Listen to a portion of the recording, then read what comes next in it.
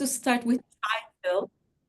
Yes, gatekeepers of inclusion. And during the presentation, I will tell you why I am calling practitioners as gatekeepers of inclusion. And in this research, I try to explore the international office professionals or practitioners working in universities, international offices perspectives on equity for international students. My name is Betül Bulut-Sahin. I am based in Turkey. I am a scholar practitioner. I am a researcher, but at the same time, I am advising to the vice rector about internationalization. And I have worked in international office for 16 years. So I call myself a scholar practitioner. So, okay, I cannot change the slide. Wait a minute. Okay. Yes, I would like to start very short with a very short introduction. Uh, I mean, when I check the equity and equality issue, sorry, I have a problem here. Okay, I just I cannot change the slide. I'm sorry. I don't know why it is happening. Let me check.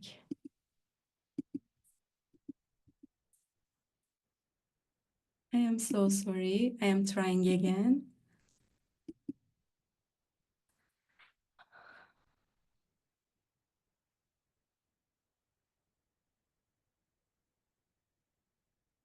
Okay, it is working now. Sorry, I am so sorry. Okay, I would like to start with an introduction. We all know that internationalization discussions are going around the world, but most of the time, international students, they are just they are not positioned as subjects, but object of internationalization. However, we need to change this, and all this research with international student community is working for that. And most of the time, they are just seeing for as statistical numbers, but they are in the risk of marginalization sometimes if their social, cultural, academic, linguistic needs are not met. Therefore, recognizing them as a group which requires equity and which requires specific strategies, I think this is important. And when I checked the literature, I couldn't find any paper working on this equality issue for international students. For example, I found a paper, but it is about the scholarship policies equity. Or I found another paper and it is about the fair access to all citizenship as international students. But here today, I would like to discuss the treatment towards international students in terms of equality perspective. So, in this research, I will use the terms international office professionals and I will call them as IPs in short. And I did a research on IPs in 2023, and I call them as street level bureaucrats of internationalization. What does it mean, street level bureaucrats? Actually, this term is mostly used for police officers or teachers. That means that who are the policy implementers, who are directly contacting with the students in terms of policy implementation. And I think IPs are street level bureaucrats of internationalization in universities because they are serving in the front line and they are directly have contact with international students, and therefore their behavior significantly shape the experiences of international students. Here in this research, of course, there is something important for that research as well. From the policy making to policy implementation, IPs most of the time use their discretion. This is really important because when they are making the policy, they don't know how would be the special cases. I mean, sometimes they should be flexible in implementing the policy. In these stages, IPs most of the time use their discretion. So what is the main aim of this study? This study is discussing the debate between equality means that applying the same rules to local students and international students, and equity, offering tailored support programs or tailored support to meet the distinct needs of international students. So I think this discussion will help us to think about what practices are ethical, what practices are purposeful in the field of internationalization. And of course, when I was designing this research, I was inspired by research in international students community because their discussion led me to that discussion.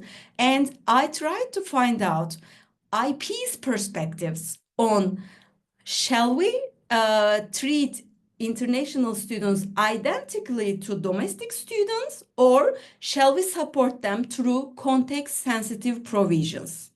So my research questions are, how do IPs perceive the balance between equity and equality in supporting international students? Should international students be supported in the same way as domestic students, or context sensitive special arrangements are needed?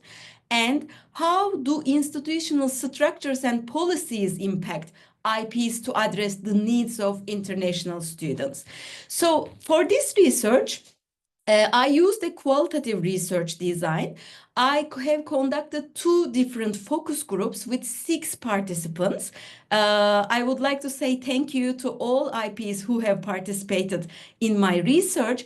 And in the call of this conference, it was said that we are expected to use different methodology to research international students. Therefore, I made a research, and in this focus group, I have used reflective case-based discussion. And I think this is not something very common in the literature. So what I did, I have selected some case studies, and I have selected them according to the international students in Turkey. I mean, I have checked what are the common challenges of international students in Turkey, and according to that, I have defined my cases, and then I give some prompt to the IPs about equity, so that I can get their answers. And these are the 4 cases I have asked during my focus groups. The first case is about academic flexibility. And I asked them, we have a student who have a serious health issue with his family. He has to return to his country at the middle of the semester. So shall we, flexible about the online exams, etc. It was about the academic flexibility. The second case about social engagement, and it is most common in Turkey. We have a student here. She is unable to join to student clubs, and therefore this is a problem for her. Sometimes the student clubs activities are in Turkish, and because of that she feel isolated, etc. And the other case, the third case, was about internship and job opportunities. It is again a very common case in Turkey. At that time, we have a student who cannot get work permit, and because of the language proficiency, he cannot find job or internship in Turkey. And the last one was about campus accommodation. Now we have a student, and due to the limited capacity of dormitories, she couldn't rent a house because house owners do not want to rent their houses, and she has language problems, etc. So these were the 4 cases, and I have asked these prompt questions. So how should the international student request be evaluated? Would it be fairer to apply to the university's existing policies, or to make special arrangements for international students? If a similar situation applied to a local student, would your decision change? And how can we balance between international and local students? And here are the replies and my findings. For the first case, let me remind you, first case was about the flexibility in academic environment. There was a health problem, and he would like to take the exams online. For the first case, in both focus groups, IPs thinks that we should be equal because they think that health issues are considered a legitimate reason for academic flexibility for both local students and international students. And therefore, since it is a valid excuse, I mean, they are happy to offer online exams if academic units are also happy as well. And therefore, they think there is no difference between international students and local ones. And because both of them will apply to students' dean. And if, for example, a Turkish student who lives far away from the university city and had the same problem, they say that most probably he would get online exams again. So there is no difference between international students and local students, and we can talk about equality here. When we come to the second case, which was about the social clubs, there was a student who couldn't participate in social clubs. Here, they think that we have to think about equity because they say that language and inclusion barriers should be addressed through equity-based solutions. For example, I would like to read some quotations here. Unless they socially integrate, they won't adapt to academic life either. If they feel like second class, in quotation, students, their motivation and academic success will decline. So they are very well aware that their social inclusion is so important, and in that sense, equity principle should be applied. I really like the second quotation here. In extracurricular settings, equality is not enough. Equity is required, said one of the participants. And especially for language barriers, they think that this is a very disadvantage for social and extracurricular activities. Turkish students do not have this language barrier, but international students do have, and therefore we cannot talk about equality here, and we have to think about equity and give more support to them. The third case was about internship and job opportunities, you may remember. And here again, they think that we have to think about equity because they think that there is a systematic disadvantage in the job market. Because the international students, they mentioned that they do not have a network here to find a job or internship easily. They do not know Turkish most of the time, and therefore it is very difficult for them to find a job or internship. So they accept that they are in a disadvantaged position, and at that time they use their discretion to help them. I really like the second quotation here, which gives the title of my presentation. We are acting as gatekeepers. If other university departments are unwilling to help, we step in and try to make arrangements through embassies or other contacts. Here, they have mentioned that, for example, these international students visit career offices to get help, but they say that career offices do not help much. And at that time, they told me that they use their discretion and they try their best to help international students. For example, in one case, they have contacted with the embassy and find out an internship place where they can speak their language, etc. So the last one was about housing.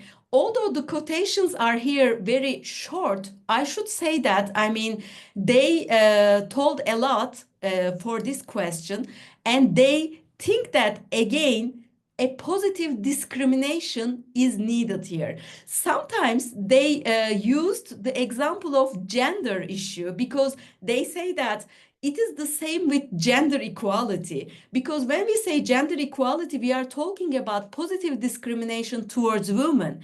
And they say that here again, when we are talking about local and international students, we try to think about positive discrimination towards international students.